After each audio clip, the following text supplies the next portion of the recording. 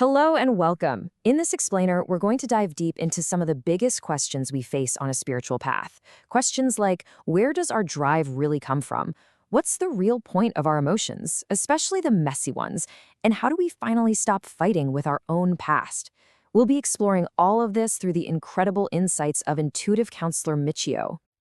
So what you're about to see is a summary of a really fascinating live Q&A session with intuitive counselor Michio.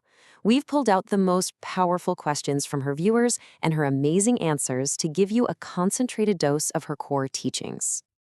And just a quick heads up before we really get into it, this is a summary. The original live stream is an archive from October 26, 2025. If you want to get the full, in-depth conversation, we absolutely recommend you watch the main video. You can even use the translation function if you need to.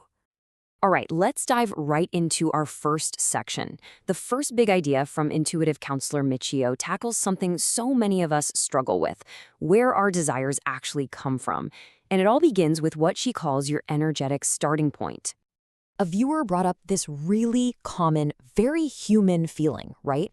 After going through a tough time, you get this fire in you that says, I'm going to make up for all of it. I'm going to get what I'm owed. And it feels like this powerful engine for success. But is it? Or is it something else entirely? This is where intuitive counselor Michio introduces this crucial concept, the minus position. Think of it like this. You're trying to build a shiny new future, but the foundation you're building on is made of old pain, fear, and a feeling of I'm not enough. Your motivation isn't coming from a place of joy or excitement. It's a reaction against the pain. And check out this contrast because it is so important. When you create from that minus position, the vibe is all about revenge or I'll show them. According to Michio, that energy just attracts more situations that prove you're right, that you are lacking something. But when you create from what she calls the 0 point, you're in a totally different space. You've made peace with the past, and you get to ask a much more powerful question. Okay, from right here, right now, what do I genuinely want to create? So, how in the world do you get to that powerful 0 point? Well, Michio says the big secret is to stop trying to just jump over the pain to get your reward. You actually have to turn around and face that part of you that's still hurting. You have to acknowledge it, sit with it, and heal it. It's only from that accepted, neutral place that you can build a future that isn't just a shadow of your past. Okay, so if our starting point is everything, what about the fuel for the journey? This brings us to the next massive idea from the Q&A. The surprising and incredible power of our real, honest-to-goodness feelings. You know, this is a question that comes up all the time in spiritual circles. We're told to repeat affirmations, chant I am abundant, or thank you over and over again. But if you were asked the million-dollar question, what if you're saying the words, but you're just not feeling it? Does it even work? And Michio's answer is just so clear and powerful. It's this. Things are only activated when your heart is in it. It's not the words themselves that hold the magic. It's the real, genuine feeling and energy you pour into them.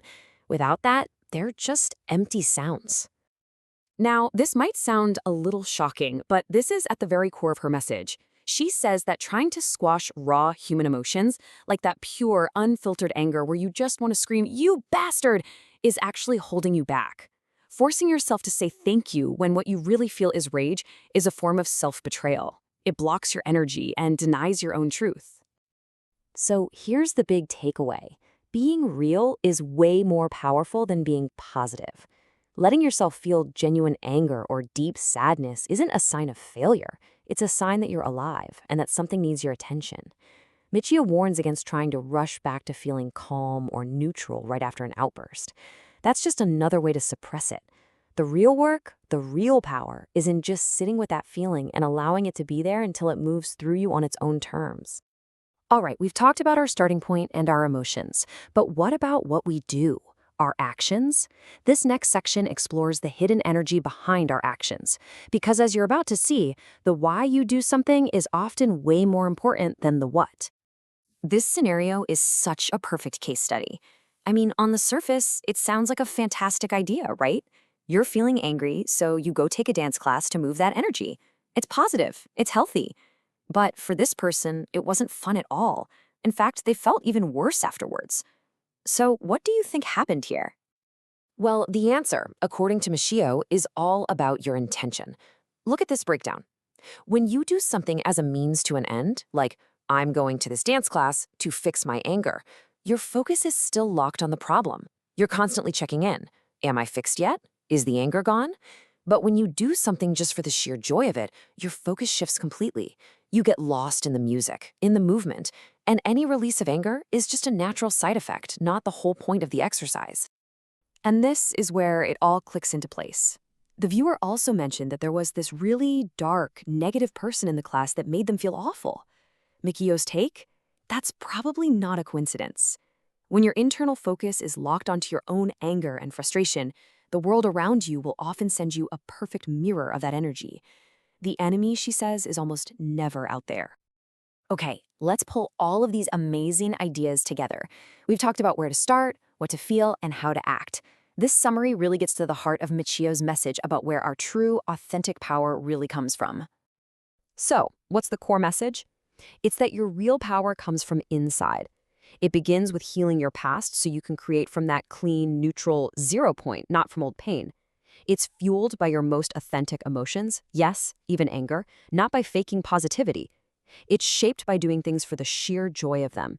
And finally, it's about deeply understanding that what you see outside of you is so often just a reflection of what's going on inside of you.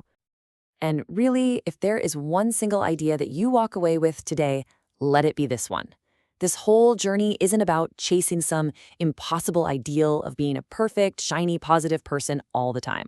It's about giving yourself permission to be a complete, authentic, whole human being, integrating all of it, the good, the bad, the angry, and becoming whole.